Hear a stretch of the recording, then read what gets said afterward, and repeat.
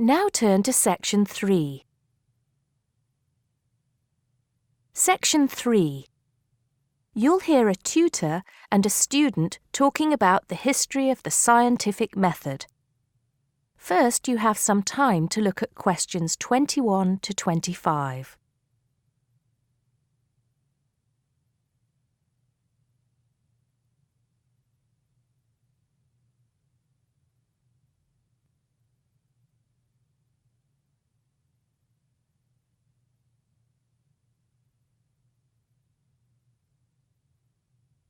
Now listen carefully and answer questions 21 to 25.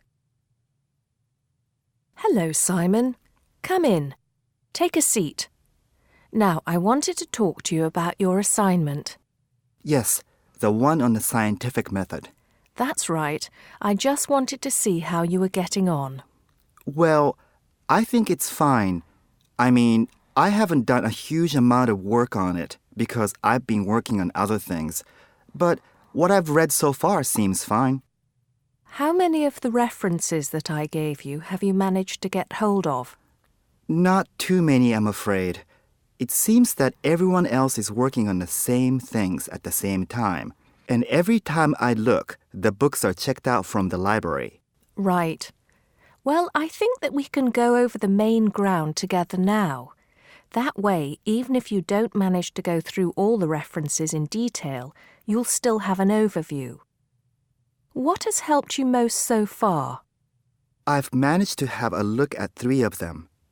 I thought that Johnson made some good points, but it was hard to follow the line of her argument. Bradman was simple and straightforward, and I felt as if I got a lot out of that. I wish I could say the same for Whittaker. To be honest, I didn't get very far with that. Okay, that's more or less what I'd expect. So tell me, what have you learned so far about the role of the Egyptians and the Babylonians? Yes. Well, there's evidence that the basic components of the scientific method, examination, diagnosis, treatment, and prognosis, were being used in the early 1600s BC, especially in the treatment of certain illness. Good. Yes, that's right. And the point, of course, is that that represented a considerable advance over relatively simple, non-empirical approaches, which usually attributed anything unknown to the actions of the gods, etc. Of course, the Egyptians and Babylonians did this as well, but what we see emerging here is a willingness to base opinion on systematic study of the real world, which is at the root of the scientific method. I see. Right, yes. And then that reappears later. Yes, although don't get carried away with the idea that it was a simple process of development. By the time we get to ancient Greece, let's take the period towards the middle of the 5th century BC, the rules governing the scientific method were practiced on a widespread scale, but there were still many people who believed that real truth could only be acquired by pure rational thought. Plato, of course, had a great influence on the development of the scientific method during this period. Through his academy.